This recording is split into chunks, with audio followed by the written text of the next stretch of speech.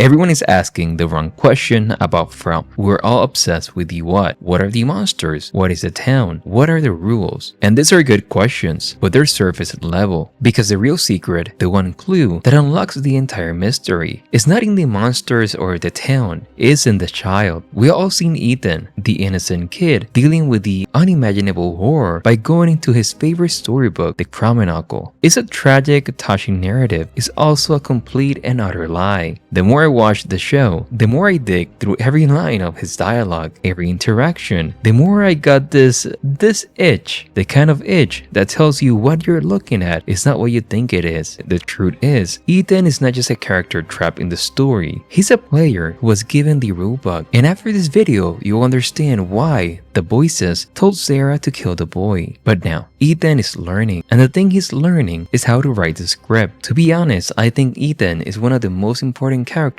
in the show. So in this video, I'm going to break down the 3 crucial pieces of evidence that prove Ethan is not just a victim of this nightmare. He's being trained to become its next author. We're going to explain his dialogue, expose an impossibility that breaks the entire show, and reveal the town's true horrifying purpose. So this is the Ethan theory. So let's start with the data points that break the entire simulation. The foundation of any good analysis is finding the anomaly, the one piece of data that doesn't fit the accepted model. For Ethan, that anomaly is a single, seemingly innocent phrase, the Lake of Tears. But let's look at the evidence. Data point A, Season 1, Episode 1. The Mattis family is in the RV. Ethan, before they ever seen the town, before seeing the characters like Victor, Ethan is playing with Julie and his finger monsters. Julie is telling a story to him, and in that story, he mentions the place, the Lake of Tears. They're coming from the Lake of Tears, right? So at this point, we the audience assume it's just a child imagination, a random name, but it's not. Data point B, Season 1, Episode 2. Ethan is now on the town for the first time. He says about the wall drawings made by Victor, a man who has been trapped in the town for decades. I saw the Lake of Tears. So I'm scratching my head because this is a paradox. How can a child from the outside world know the proper in-universe name for a landmark inside a secret, impossible town and match it perfectly to a drawing made by a man he has never met? So this is not a coincidence. The odds are astronomical. It's not a psychic vision. There's no precedent for that kind of specific precognitive knowledge in the show. But then I thought Miranda was Tabitha like the last reincarnation. Maybe she gave the book to Victor, so maybe that's why. But I thought, well, no, because Victor really said that everything he draws is to remember. All of the single data points prove that something is fundamentally wrong with our understanding of Ethan. He's not just reacting to events, he's operating with inside information. He's our first undeniable piece of the puzzle. Now let's figure out how. Ethan's impossible knowledge is the one thing everyone dismisses as a simple plot device. His favorite book, The Chronicle. We all heard him talk about it. He even called it a stupid story. But it's not a story, it's a system manual. It's a field guide to Fromville, disguised as a children's book. The parallels are too perfect, too one-to-one to be a coincidence. Let's break down the lore of The Chronicle as told by Ethan himself.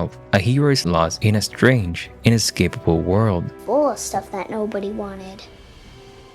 But for the Lonely Dragon. And what is the first episode of Season 2? The Strangers in a Strange Land. But the story is the following. A hero is lost in a strange, inescapable world, the rainbow sky. To get home, she must find a map. So where's the map? It's in a cavern where the Lonely Dragon lived, full of stuff that nobody wanted. Come on, the Lonely Dragon is maybe the man in yellow or Victor. The cavern of unwanted stuff could be the storage room or the graveyard or the caves that literally Tabitha went. The places where Victor keeps his archives like the car. Or maybe the cave themselves, as they have a lot of things. And the map is the secret of the tunnel. But here's one thing. We see 2 things together. We see the unwanted stuff in that car that Victor has. And there we see a map. So the Chronicle is not a metaphor for what's happening. It's a literal chapter-by-chapter guide to the plot they're all trapped in. He constantly frames their nightmare as a quest, just like in a story. He tells his dad, I think it's probably a quest. It's a classic example of a child applying a familiar framework to an incomprehensible situation. He's not drawing inspiration from a fictional hero hero. He's checking the rulebook, he's consulting the official strategy guide. This explains his unnatural calm and his narrative foresight. He's not just hoping they will win the quest, he knows they will, because he already read the ending of the chapter and the book. This also reconfirms his interaction with Julie when she begins to story walk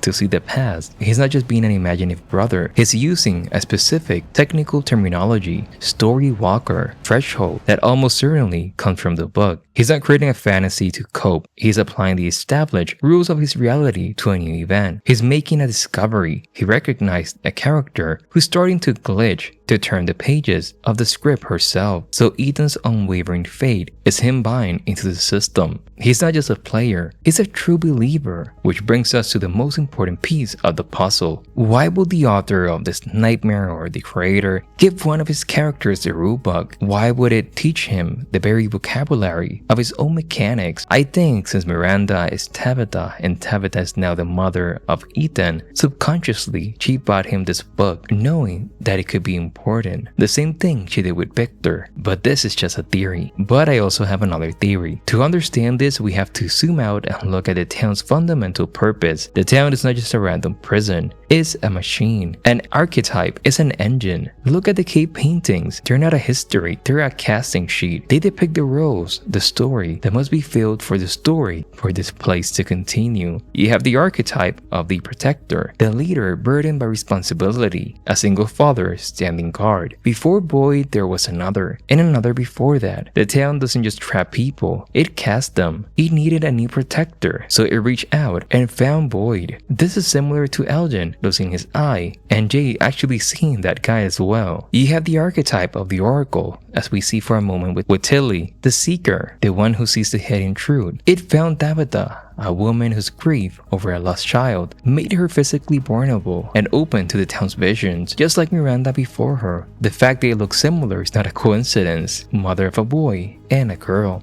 It's a casting preference. They are the latest actress to be cast in a role that was defined on these cave walls since the beginning. But you also have the skeptic, a man of logic who must be driven mad by the impossible. It found Jade, a tech genius, just like it found Christopher before him. They think they have free will, they think they're making choices, but they're not. They're actors in a story, in a play, hitting their marks, playing out a story that has been performed over and over again. Every moment of hope, every tragedy, every devastating loss, it's all in the pages. And this is where Ethan comes in. So we put the pieces together. Piece 1. Ethan has the impossible knowledge. Piece 2. That knowledge comes from a system manual disguised as a storybook. The town is an engine that casts people into pre-written roles. Piece 4. Knowledge of that comes with a cost. Piece 5. Where does knowledge come from? Now for the final horrifying answer that connects it all. The engine is not just casting actors, it's looking for a new director. The boy in white was the last candidate. He was the character who became self-aware, the one who understood the rules so well he glitched himself out of the main plot and into the margins. He became a living editor's note, a system tool. But he failed the audition. Because why? Going from my theory, he was the son of the man in yellow. But Ethan is the perfect candidate. He doesn't fight the story. He enjoys the story in a way. He finds comfort, hope in his plot. He doesn't see the bars of the cage. He sees the chapters of a quest. He's the perfect apprentice. The Cramonacle is not just a guide for the story. It's a training manual. It's teaching Ethan the fundamentals of how to build a narrative of hope and fear, how to create quests, how to manage characters, how to apply the rules and understand them, like telling Julie she's a story walker. He's not just learning how to survive the nightmare, he's learning how to write the next one. This is a tutorial level. Click these videos on how to bench the rest of my From breakdowns and see the evidence for yourself.